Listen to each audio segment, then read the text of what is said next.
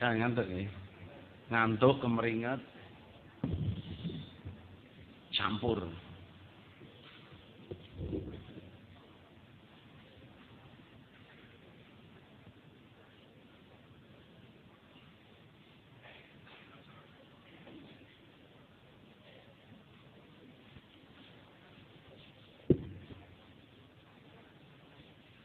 Alhamdulillah jazakumullah khairan, semoga Allah paring rezeki yang halal barokah, haji mabrur yang barokah saat keluarganya, rumah yang barokah, hidup mulia mati masuk surga.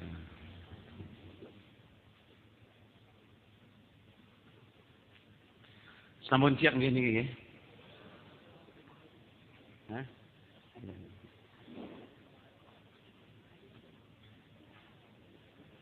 Tapi di tetap munggah, tinggalkan.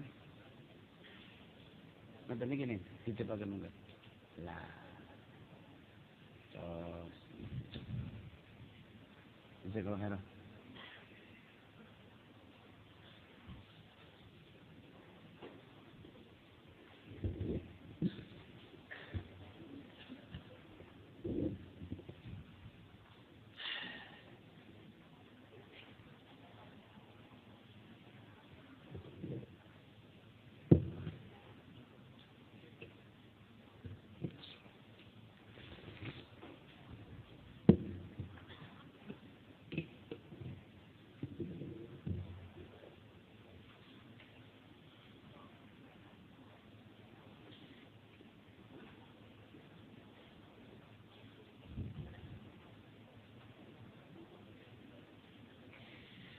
Bismillahirrahmanirrahim. Alhamdulillahirabbil alamin.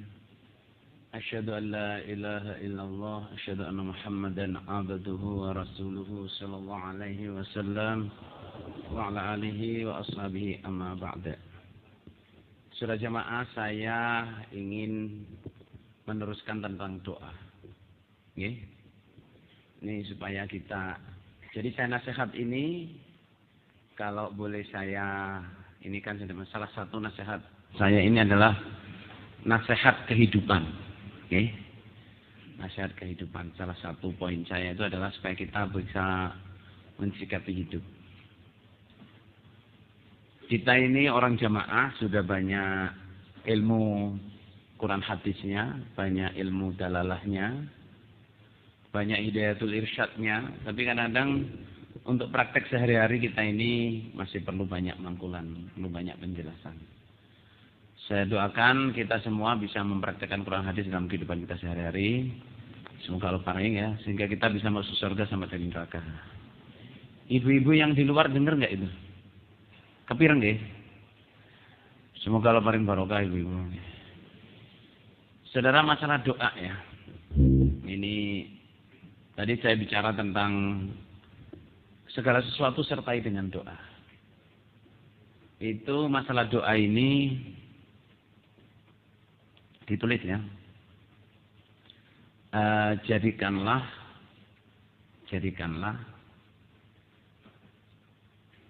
segala pikiran, kesusahan, jadikanlah segala pikiran, kesusahan, permasalahan, dan perkara-perkara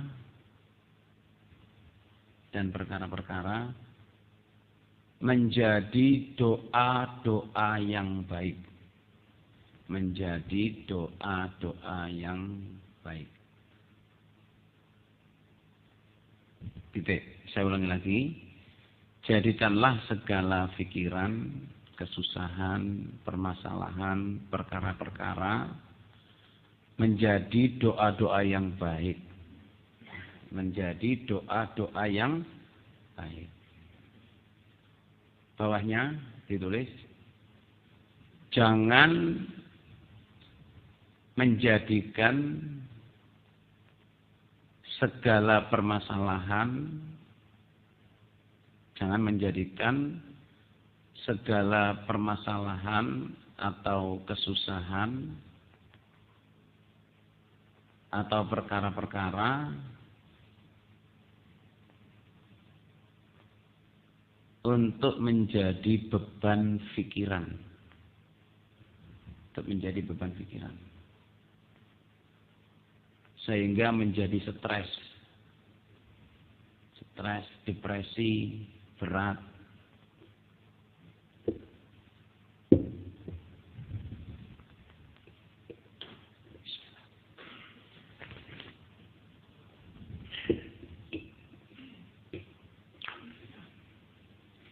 Saudara jemaah, begini maksud saya. Ini sengaja saya minta supaya sampai nulis karena ini satu kesimpulan yang penting. Kita ini hari-hari menghadapi masalah. Menghadapi perkara. Menghadapi kesulitan-kesulitan. Menghadapi kesedihan-kesedihan, kesusahan-kesusahan. Baik itu kesedihan perkara dalam keluarga. Suami istri atau anak, atau kesusahan dalam bertetangga, berjamaah, bekerja, bersekolah, di jalan, ya. Semua permasalahan itu usahakan jadi doa-doa baik. Jadi doa-doa baik. Jangan dijadikan beban pikiran. Nanti jadi kita stres. Contoh,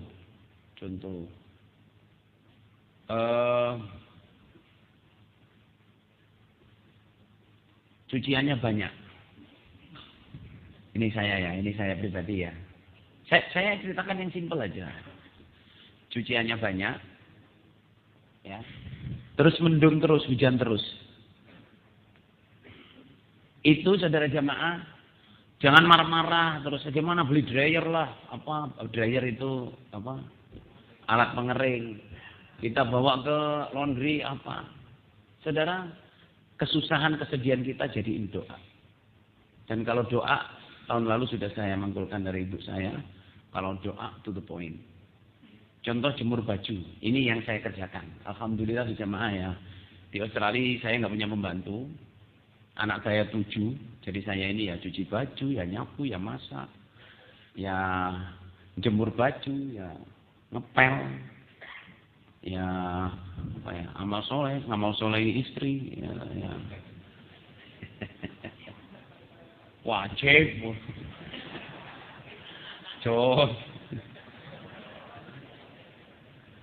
saya alhamdulillah ya ini disaksikan anak saya ini ya. Saya ngaji ya. Apa yang saya lakuin yang saya ceritain saudara. Saya jemur baju meskipun musim dingin, mendung, angin, hujan rimis-rimis, saya tidak pernah takut. Kadang istri saya itu nunda-nunda cuci baju gara-gara apa? Abang mendung bang, manggil saya abang dia. Abang mendung. Nanti hujan pun macam tak kering pun, nanti bau baju. Kamu nggak usah bicara, nggak usah sedih, nggak usah ini. Jemur baju cukup cakap. Bismillah, ya Allah keringkan baju saya. Full stop. Ini cara berdoa. Ya Allah keringkan apa? Baju saya, jemuran saya. Please. Loh itu yang saya kerjain. Itu yang saya kerjain saudara. Saya nggak tambah-tambahin, nggak kurangin, nggak hias-hiasin. Saya cuma ya Allah, please ya Allah keringkan baju saya. Nggak usah mikir doa itu. Ya Allah, jadikanlah segera panas, anginnya kenceng, baju saya sehingga kering. Mohon maaf ibu saya bilang itu doanya orang bodoh.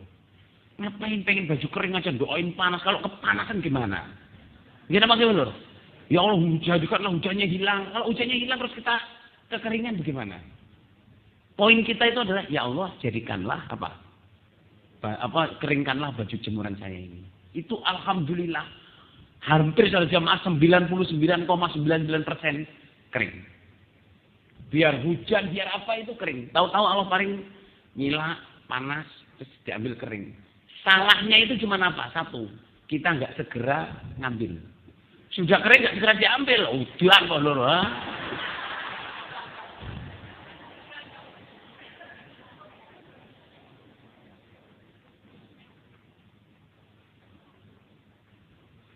Saya contohin lagi. Ini yang saya kerjain. Maksudnya, sampean supaya kehidupan itu dihadapi dengan apa? ta'alluq kepada Allah, pasrah kepada Allah. Saya ingat betul saja jamaah. 2015 apa? Belum sih, udah lama sedikit ini. 2014-2013 gitu. Kita mau beli masjid di Adelaide. Adelaide itu dari tempat saya itu 1.500 kilo. 1.500 kilo insya Allah. 1.400-1.500 kilo dari rumah saya. Di sana ada kelompok jamaah belum punya masjid. Terus ada gereja dijual. Gereja dijual ini harganya 6,5 M. Tapi lebarnya 4.000 meter. Punya gedung, separuh ini gedungnya. 3/4 ini gedung. Masjid, ada gerejanya. Terus punya rumah 5 kamar. Kamarnya tidur itu ada 5. Belum ruang tamu. Ruang tamunya 2. Ruang gede sekali. Harganya cuma 6 M.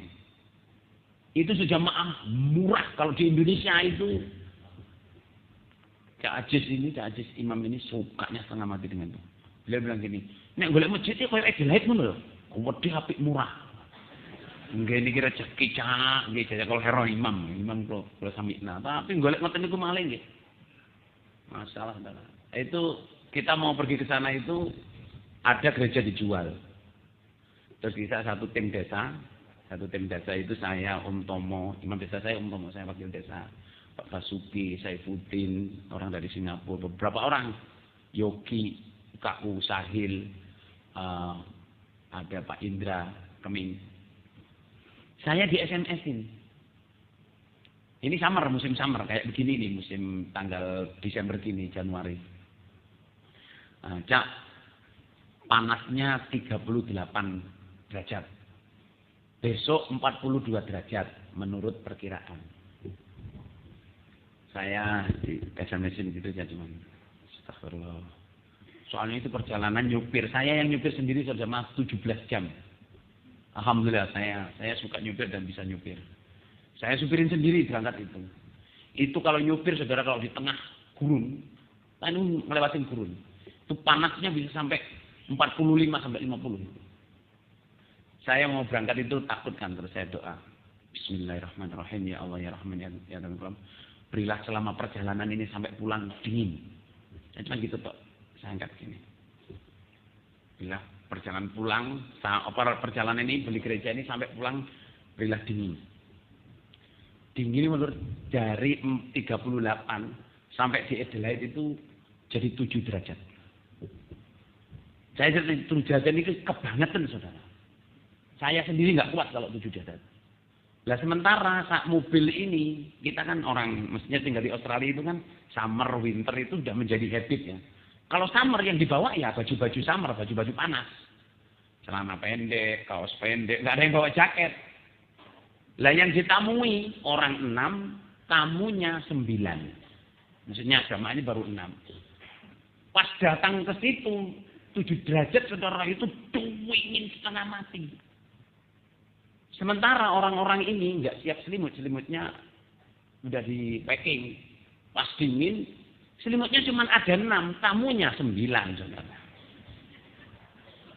Jangan bisa bayangin saudara, dinginnya setengah mati itu sampai pulang. Terus saya diolongin, Cak, dungu jangan temen-temen aja. Lah saya kan nggak mikir kayak ya Allah bila dingin, nanti saya nggak ngomong dingin itu pas saya dingin, mestinya kan ya Allah bila dingin dan nyaman, ngerti kan? Kalau ya Allah bila dingin, itu ya sampai pulang, baru pulang tuh baru panasnya besok itu langsung jebut. Nah, ini maksud saya bilang gini ya, cerita sama itu bukan tentang saya doanya didengar. Saya membiasakan diri setiap kali menghadapi apa-apa itu doa. Cuma ini memang rada keliru titik, Pak. Doa di kabeh sak mobil niku kaduken gene iki nggo jaket Rasulullah. Lagi masuk mobil langsung heater. Terus masuk rumah heater. Jadi heaternya padahal summer musim panas nyalain heater itu terus pulang ya dingin. Pulang langsung panas lagi 30-38 lagi. Nah ini maksud saya Bapak Ibu ngadepin apa saja biasakan kembalikan kepada Allah. Dan kalau doa to the point. To the point. Saya cerita sama Cak Aziz. Pak Ajis ini Pak Ajis Imam ke rumah besannya. Di depan rumah besannya itu ada durian yang besarnya sekepala-kepala, durian montong. Jadi beliau besannya Bapak Imam ini sekolah ke Thailand gimana nanam durian montong. Ya sekolah ya semua ambil bibitnya. Saya datang cuma cerita tok. Mas, ini kalau berbuah mas bisa 60-64. Besarnya yang lebih besar dari kepala kita. Bos, muka-muka saya kesini pas berbuah. Dia datang ya pas berbuah. Alhamdulillah, berbuah. Nah ini matangnya kapan? Ya ini kalau udah jatuh matang. Terus saya doa, ya Allah, berilah jatuh. Ada yang jatuh kan, ya Allah, belum ada yang jatuh, bisa makan saya. Saya tinggal mantenan adik saya insya Allah itu. Saya tinggal mantenan, saya datang itu ada yang jatuh. Nggak taunya saya dibuka itu mentah. Jatuhnya karena kegedean dan kena angin. Keleru maneh. Terus datang lagi berbuah lagi mantenannya anaknya Cak Ajis. Berbuah lagi. Ya Allah, mbok jatuhnya karena mateng. Allah paling menurut saya tinggal bersama Bapak Imam ini datang jatuh. Cak, jatuh lagi Cak. Oh jatuh. Buka mateng tapi anyep. Anyep nyep itu. Cak Ajis itu sampai ketawa ngakak. Dongomu kurang lengkap. Mateng legi rutuh ngono loh. Ya, kita berdua ini kita buka. Wah, mateng nih. Oh iya. Oh, gede saudara. Ini montong. Bijinya segini lagi buah kingnya. Dipangan wanyit deh, itu wanyitnya. Dungane kurang legi begini. Setahun kacak loh. Gak ini maksud saya.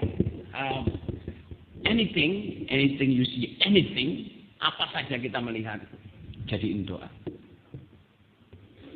Ngadepin anak, ya, dilamar orang atau jatuh cinta atau bermasalah, apa saja sedang doain baik.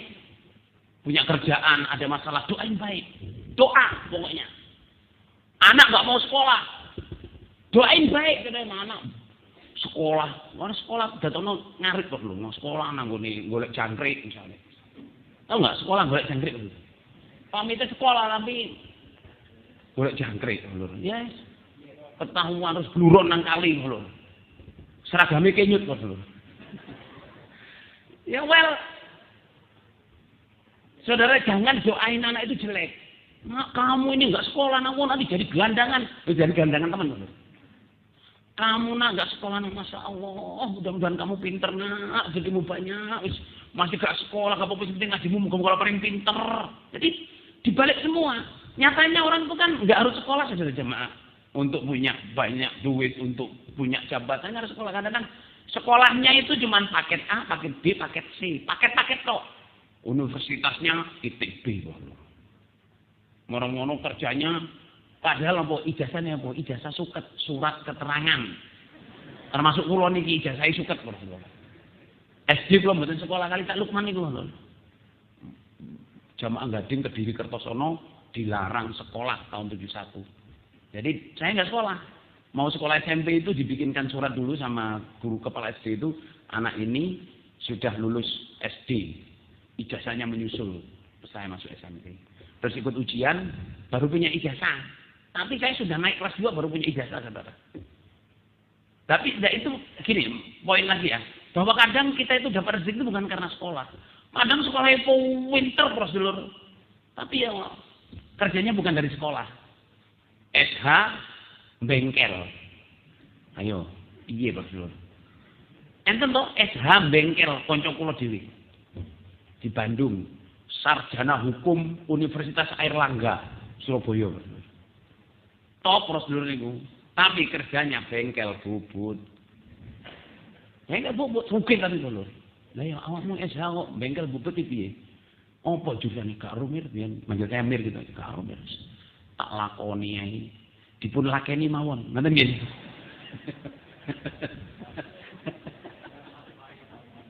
Dipun lampahi nggih. Tapi kan nek tiyang desa jane butuh menapa dilakeni mriki-mriki niku kali jam.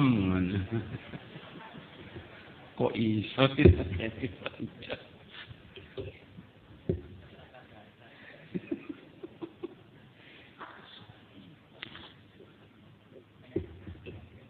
Hah? Tidak apa-apa, biar paham nanti. Ini saya masih untung ngomong bahasa Indonesia, saudara jemaah. Aslinya pondok sini itu bahasa Jawa nyel, saudara. Jadi kalau ada bahasa Indonesia kelewat-kelewat dikit, mohon dimaafkan. Nanti nih, nenek gak ngerti tako sebelai. Apa yen ora pati cetho. Takono ngoten nih. Semoga Allah paring barokah. Balik ya. Segala sesuatu saudara jadikan doa, jangan dijadikan beban pikiran. Punya masalah dengan istri, doain. Ya, jangan disumpahin. Punya masalah pasar, ekonomi, jemur baju, angon bebek, pitike mati. Napa mawon Pak Sedulur? Nggih. Kabeh didadekno napa? Donga. Semua dijadiin doa, jangan dijadikan beban pikiran. Stres kita, karena permasalahan hidup ini nggak akan pernah finish. Bahkan sahabat, saya beritahu ya, sahabat itu mau beli serampat sandal saja istikharah. Ini saya bukan masalah kemunculannya sahabat. Sahabat itu menjadikan doa adalah darah dagingnya, nafas hidupnya. Itu doa. Di segala perkara jadiin doa. Zaman punya masalah dengan kepala sekolah, punya masalah dengan kepala kantor, punya masalah dengan proyek, punya ya Allah berilah apa jalan keluar yang barokah. Dan kalau doa to the point, saya ulangi lagi di forum ini, saya pernah nasihat ini insya Allah tahun lalu.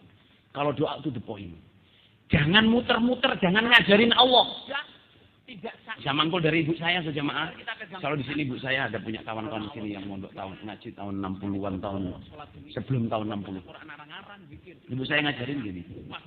Doa itu to the point. Saya Indonesia ini ya, enggak saya bahasa Jawakan seperti ini saya. Doa itu apa yang kamu minta, ya kamu minta. Jangan muter-muter. Contoh muter-muter ini sama kita minta ya Allah, berilah sekolah saya lancar, ujian nilainya baik, dapat kerjaan yang baik, gajinya banyak, bisa nabung, terus saya bisa beli rumah, bisa pergi haji, bisa menghajikan orang tua saya. Doa seperti itu sama seolah-olah kan baik kan, bisa menghajikan orang tua saya. Kalau ibu saya, doa itu baik enggak? Baik. Tapi itu doanya orang bodoh. Doanya orang bodoh. Enggak ada hubungannya saudara jemaah antara haji, antara beli rumah dengan sekolah lulus yang baik, nabung. Kita poinnya apa? Saya minta rumah, haji, pengajian orang tua. Ya udah minta haji, minta rumah. Jangan mensyaratkan, kan itu mensyaratkan dirinya sendiri. Ya Allah bila saya ini sekolah saya lancar, bisa lulus, nilainya baik, dapat kerjaan, gajinya banyak, bisa nabung. Terus akhirnya saya bisa beli rumah, bisa pergi haji, menghajikan orang tua saya. Seolah-olah doa itu baik, tapi itu doa ngajarin Gusti Allah, membatasi rahmat Allah, membatasi kekuasaan Allah kepada kita. Ibu saya bilang, tanya gini, orang Allah memberi kita pergi haji, bisa nggak tanpa harus sekolah, tanpa harus kerja, tanpa harus nabung? Sakit sama badan? Bisa apa enggak? Bisa. Boleh. Allah mampu. Loh ngapain kamu mau minta haji, menghajikan orang tua, minta rumah, harus sekolah lulus nilainya baik? Itu prosesnya lama itu. Ujian, sinau, terus kerja, cari kerja, dapat gaji banyak, nabung, ngapain? Kamu kalau pengen haji, minta aja haji. Nggak usah nunggu kamu sudah lulus sekolah. Ya Allah, berilah saya pergi haji, bapak ibu saya, adik-adik saya semua. Sekarang ya Allah, cepat ya Allah. Dengan mudah, lancar, aman, barokah. Full stop. Jadi nanti Allah ngasih 2 tahun lagi, 3 tahun lagi, atau langsung dikasih. Ending. Nggak usah mikir. Nah kalau kita mensyaratkan harus kerja dulu, harus ini dulu, beli rumah. Itu sama dengan membatasi kekuasaan Allah. Kita juga membatasi rahmat Allah ke kita. Udah ngomongin dulu. Paham jadi jemaah? Yeah. Jadi minta itu, bahkan saya diajarin ibu saya itu, kamu minta jangan minta kerjaan, minta orang rezeki. Itu yang saya doain dalam sujud saya sejak SMP. Sujudnya saya digalar. Apa galar? Mereka galar nggih? Wong ngerti galar lho. Jadi waktu kalau tugas mubalik niku tempat tidur saya dari bambu yang tempat bayangnya itu loh, bednya itu dari bambu. Nah itu bahasa Jawanya galar nih. Diparingi kloso mendo. Niku turu kula. Mendong. Oh iya mendong. Mendo lak wedhus lho. Kloso niku terus kula nek turu mboten tahu gawe klambi mek sarungan tok. Mboten gawe katok utawa soalé kan panas. Bengi-bengi ketau kula ditabuk ngenten ditabuk kali anu. Bokong ireng di pamer-pamerno. Kula nggih mboten wedi lho kula. Lapo ampun ndelok bokong. Ngali ngomong. Dadi tahu bokong kula niki dicaplok-plok. Bokong elek di pamer-pamer. Lah lapo ampun ndelok bokong. Raiku deloken ganteng aku. Niku nggih kula soalé tugas manggon-anggone omahe wong kok lur gawedhe siji. Enggak taunya belakang itu bekasnya ada nanam orang TKI mati. Jadi balik di katoki tapi kula mboten anu mboten kula pikir bener. Di tablet. Lah saya di atas galar itu saya doa ingat saya diajarin ibu saya itu kalau doa minta rezeki. Jadi doa saya itu gini, Allah ya Rahman ya Rahim ya Allah. Dalam sujud nih setelah sholawat, alhamdulillah sholawat. Bila saya rezeki yang halal banyak dan barokah, yang melimpah ruah, bisa sanggup ibadah, bisa sanggup ini. Kalau harus kerja ya Allah, bila kerjaannya yang mudah, lancar, aman, barokah. Tetap bisa jadi mubalek, sholatin waktu tertib, jumatan, sambung jamaah lancar. Doa saya itu, terus doa yang lain-lain, teman yang barokah, tetangga yang barokah. Saya hitungin gini saja mah. Ingat saya itu ada 18 doa penting yang saya giniin. Dalam sujud saya itu. Itu diberi oleh Allah itu pemberian saimbuh-imbuhnya. Ngerti saya ngomong lho. Mau saimbuhnya itu saya minta satu, tapi oleh Allah itu diberi saya minta sepatu contohnya, seandainya minta sepatu. Itu diberi kaos kakinya, diberi cara masuknya, diberi wadahnya. Itu yang saya alami. Jemaah. Jadi berdoa kepada Allah yang sungguh-sungguh, yang serius dan berdoa to the point. Jangan lupa sopan santunnya doa. Apa sopan santunnya doa? Muji kepada Allah. Terus selawat, baru minta. Dan minta dalam keadaan sujud. Jadi saya biasakan setelah saya sholat sunnah atau mau tidur biasanya juga saya sholat sunnah, 2 rakaat. Kan ada perintah Nabi kalau mau tidur wudulah, sholat 2 rakaat kamu tidur. Saya sering begitu dulu SMP itu. Habis salam tuh saya sujud. Itu doa itu nggak pernah saya lewatkan. Sholat malam pun setelah sholat witir baru saya sujud lagi. Kadang-kadang sebelum witir saya sujud lama, saya doa. Minta kepada Allah. Jadi minta kepada Allah to the point. Ya, to the point. Ini bapak-bapak dan ibu-ibu, ta'alluqlah kepada Allah. Segala sesuatu permasalahan jangan dijadikan pikiran. Kalau kita jadikan pikiran, kita sedih. Macam mana nih? Bagaimana ini? Siapa yang nak kasih nasihat saya? Siapa yang memberikan jalan keluar? Siapa yang solusi? Yang memberi solusi siapa? Allah. Mengadulah kepada Allah seperti Nabi Yakub. Nabi Yakub ini sejamaah. Kalau ingat Nabi Yakub jadi pengen nano sama. Nabi Yakub ini dicoba oleh Allah yang sangat besar. Anaknya 12 orang laki-laki semua. Yang paling kecil dari ibu nomor 2. Jadi ibu pertama punya anak 10. Terus Nabi Yakub menikah lagi. Punya anak 2. Yusuf sama Benyamin. Lah, semua anak yang 10 ini cemburu kepada Nabi Yusuf. Karena Nabi Yusuf yang ganteng, sopan, pinter, calon Nabi. Itu cemburu, terus diajak pergi. Terus dibuang di sumur. Maunya saudara-saudaranya dibunuh. Tapi ada saudaranya itu jangan dibunuh lah. Dibuang di sumur nanti biar ketemu orang. Saudara pulang. Bilang, Pak, anak. Yusuf kemana? Yusuf dimakan serigala, Pak. Kayak nangis. Loh, kok dimakan serigala gimana? Lah ini bajunya, Pak. Lah ngapain kamu? Saya tadi main-main ceritanya. Terus Yusuf itu saya suruh jaga barang-barang. Dimakan serigala. Terus itu bajunya, ini bajunya Yusuf. Nggak sobek, nggak apa, ada darahnya. Katanya darahnya itu kambing yang disembelih. Kambing yang disembelih darahnya. Saudara sampean nih, sampean bayangkan. Saya sendiri, insya Allah kalau digituin jamaah nggak kuat. Anak sampean 5, tahu-tahu pulang. Loh, nanti adikmu. Anu Pak, kali mati. Ayo, sama najine nopo ngoten kok. Apa gak langsung mencak-mencak sampean gitu. Kok iso ya? Balik ngomong. Nabi Yakub itu ya karena Nabi saudara. Darahnya itu dipegang. Awakmu iketi sapa? Pedusin moro. Kamu tuh darahnya siapa? Kambingnya datang. Itu tadi saya disembelih anak-anakmu. Yusuf nggak mati.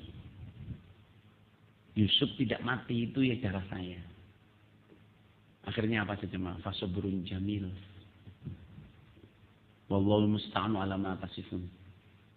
Aku tak sabar nak, insya Allah Gusti Allah sini. Karena Nabi Yusuf tahu Nabi Yakub tahu anaknya tidak mati, tapi tidak tahu di mana. Dan itu yang paling mengagumkan saudara jamaah yang saya sering saya nasihatkan, yang paling mengagumkan dari Nabi Yakub apa? Beliau tidak pernah melaknat anaknya sama sekali, tidak pernah menyumpahin, misui, goblokno, atau sumpah serapah kepadanya, tidak sama sekali. Kalau ukuran kita nih, saya sampean, anak sampean 5, 7, lu pergi bersama, tahu-tahu pulang tinggal 6 orang. 5 anak pergi, tahu-tahu tinggal 4 orang. Yang kecil sendiri kalian. Terus mana adikmu? Tadi nggak tahu main-main kecemplung sungai. Lu kamu nggak mau tolong, sudah hilang. Ayo, sama terus begini. Yang mengagumkan Nabi Yakub tidak pernah menyumpah anaknya. Dia bersedih hati, tapi apa? Dia doa. Yang pertama itu didoakin, ya Allah kembalikan anak saya. Titik, saya tahu anak saya tidak mati. Wa a'lamu minallahi ma la ta'lamun. Anaknya berbohong apa saja. Sampai saking namanya Nabi Yakub itu nangis sampai buta. Ya tahu. Saking namanya Nabi Yakub nangis sampai buta. Terus anak-anaknya dibilang gini. Apa? Qalu tas'u dan kurius Yusuf hatta takuna kharadan atau takuna minal halikin. Bapak, kamu ini ngapain sih hari-hari sedih memikirkan Yusuf sampai kamu buta kayak gitu? Apa jawab Nabi Yakub? Qala innama ashku bathi wa husni ila Allah wa a'lamu minallahi ma la ta'lamun. Anak-anakku, saya menangis di depan kamu ini, saya bukan pamerkan ke kamu. Tapi saya pamerkan kepada siapa? Allah, ya Allah, saya ini sedih. Saya ingin anak saya balik. Nah, gitu aja. Kalau kamu melihat saya, karena kamu melihat saya, bukan karena saya ingin pamer kamu punya mata, kamu melihat saya, tapi buta saya ini, nangis saya ini, saya tangiskan kepada Allah. Ini contoh untuk kita. Ada permasalahan apa saja saudara jamaah, doa kepada Allah. Kadang-kadang kita itu masih pengen pendapatnya orang lah, ininya orang, jalan keluarnya orang nggak akan memberi kita jalan keluar. Bahkan menganggap kadang-kadang saya ini saudara bisa menyelesaikan semua masalah, nggak bisa. Camir saya pengen curhat. Camir saya punya permasalahan. Begini gimana itunya? Saya bukan psikolog, bukan dukun badik, ya, bukan Tuhan. Saya ini Kak Emir mubalik biasa. Kalau mau tanya pendapat, saya kasih pendapat. Tapi pendapat saya bukan jaminan mutlak. Mudah apa nggak? Kalau minta pendapat, ya minta pendapat kepada Allah, mengadu kepada Allah. Gitu. Jadi kita ini sering stres, susah, sumpek itu gara-gara perkara kita tidak kita wujudkan jadi doa. Kita pikir sendiri. Susah-susah sendiri. Merasa cobaannya paling besar. Nggih napa nggih, Lur? Kita ini semua ini kadang merasa cobaan paling besar. Padahal semua orang punya cobaan. Saya juga punya cobaan. Para pengurus-pengurus punya cobaan. Para nabi-nabi lebih besar cobaannya. Semua orang punya cobaan. Semua orang punya permasalahan. Yang bisa menyelesaikan siapa? Allah. Dekatlah kepada Allah, berdoalah kepada Allah, mintalah kepada Allah, diberi jalan keluar. Jangan tanya ke dukun, jangan tanya ke bomo, jangan tanya ke tukang badik, apalagi tanya ke jin. Jin nggak bisa nolong kita, saudara. Wa annahu kana rijalun minal insi ya'udzuna birijal minal jinni fazadhum rahaqa. Banyak orang-orang itu, manusia itu minta tolong kepada jin. Padahal jin nggak bisa menolong apa-apa. Kita akan dipermainkan oleh jin. Dibuat durhaka oleh jin. Jadi mintalah kepada siapa? Allah. Semoga Allah paring barokah. Insyaallah cukup itu nggih, doa nggih. Jadi sertakan segala sesuatu dengan doa. Ya, sertakan doa pada segala perbuatan kita. Terus kalau susah sedih jadikan apa? Doa baik. Saya ulangi lagi, kalau susah sedih jadikan apa jemaah? Doa-doa yang baik. Susah, sedih, masalah apa saja jadikan doa-doa yang baik. Jangan dijadikan beban pikiran, nanti kita stres. Kalau stres nanti susah kita jemaah. Nih, malah nak belum dalik akhirnya kalau udah stres keganggu jin, terus kena jin malah jadi perkara saudara. Jam 2. Dereng biar gini.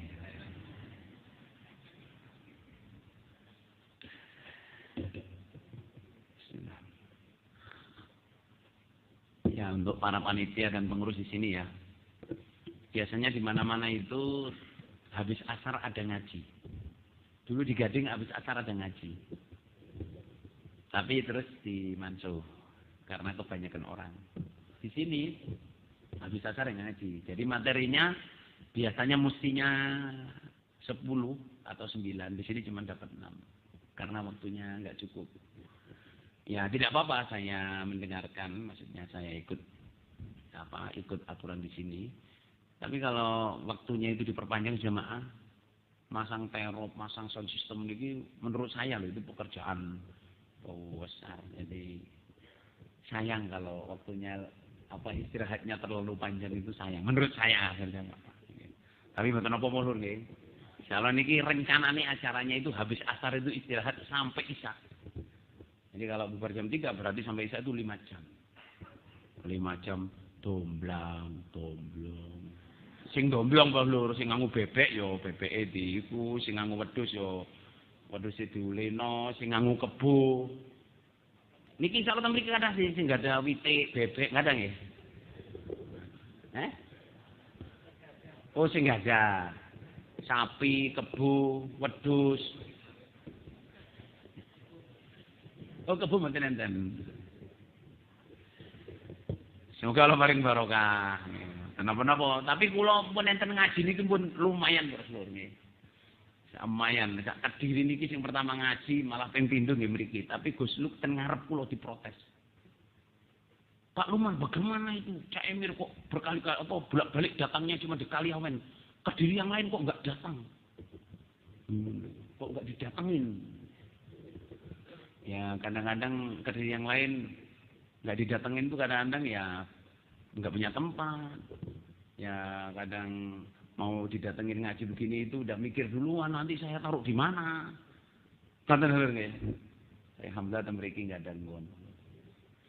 Saya doakan menawa paring pondok Kaliawen ini lancar, aman, barokah. Menjadi pondok yang manfaat, yang punya murid-murid, ulama-ulama yang bisa membawa syariah kepada gurunya, pengurusnya, penduduknya, jamaahnya sak Kediri utaranya jamaah. Muga-muga paring barokah. Pun, saya ingin bicara tentang pendidikan. Ditulis nih, pendidikan anak.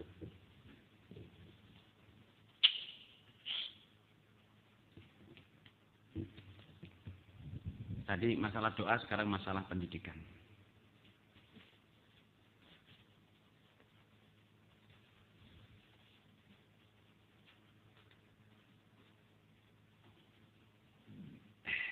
Ditulis ya.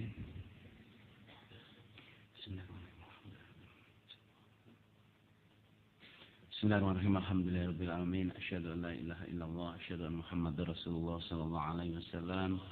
Wa sallallahu amma ba'd. Ini pendidikan ini insyaallah agak lama, jadi momen nanti enggak selesai insyaallah setelah isya saya teruskan. Tapi ini bagi saya, menurut saya sangat penting supaya kita bisa mendidik anak-anak kita. Soal di sini banyak yang masih punya anak kecil kan, ngerti ya? Banyak yang masih punya anak kecil. Ya, kayak Cak Ud niki anaknya nggih tasik cilik-cilik. Piro anak sampean, Cak? 10. Masyaallah. Semoga Allah paring semuanya jadi anak yang soleh-solehat, bisa memuliakan kedua orang tuanya dunia akhirat, bisa bisa menjadi ulama-ulama yang paham fikih mutawarik karena Allah, bisa mensurgakan kedua orang tuanya, semuanya bisa rukun kompak, dapat jodoh yang barokah, jadi pejuang jamaah yang karena Allah, masuk surga sama dari neraka. Amin. Mas Suud, anaknya 10, kula 8, tapi pengen 10. Kirangane kita semundi carane. Pengen 10. Ya, punya anak 10 itu berarti sakti, Bro. Berarti sakti niku. Kadang wong ini punya anak 2 wis kudu mandeg diazel lho. Basa telat ngangkat telur gosong lho. Lampi amal soleh mari musyawarah mulai jam 12 amal soleh tengah-tengah ngantuk. Bosone telat jabut. Lho Pak kok gak dijabut? Iya telat ngangkat. Meneh gosong. Umumnya orang itu mau amal soleh tapi nggak mau punya anak. Nggih napa nggih? Amal soleh mau menemani ngono saate metu dijabut. Iku jenenge gelem amal soleh gak gelem anake. Tapi meskipun dicabut sama kalau kodarnya jadi anak ya jadi anak. Mulane niat amal soleh meskipun niatnya diazal harus diniati dapat anak yang soleh-solehat. Fal ana basyiruhunna wa fatahuma kataballahu lakum. Ya, kamu kumpuli anakmu dengan niat punya anak. Meskipun sudah tidak mungkin punya anak, kalau bersetubuh tetap harus doa. Bismillah, Allahumma jannibna syaitan wa jannibi syaitan ma razaqtana. Atau apal plak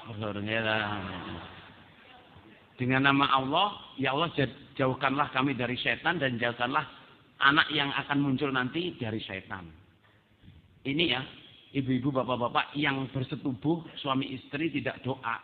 Ingat-ingat ya, setan ikut bersetubuh. Sama saya bilangin, setan ikut bersetubuh. Wa usyarikhum, saya akan menyertai mereka. Makanya ibu-ibu kalau disetubuhi suaminya, kalau tidak berdoa harus ditahan. Doa dulu mas. Doa dulu, stop doa dulu.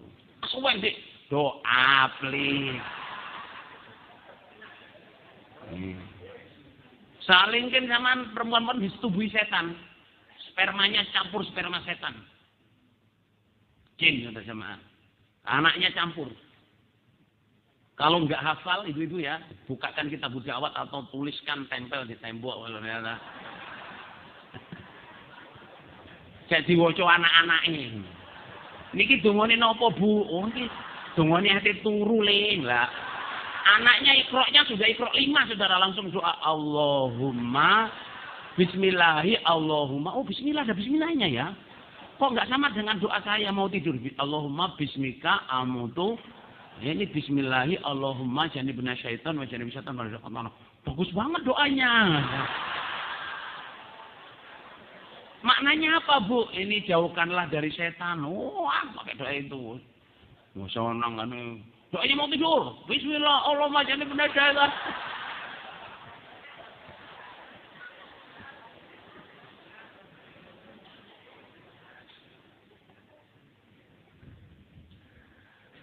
Astagfirullahaladzim. Pendidikan anak ini. Masih belum masuk materi.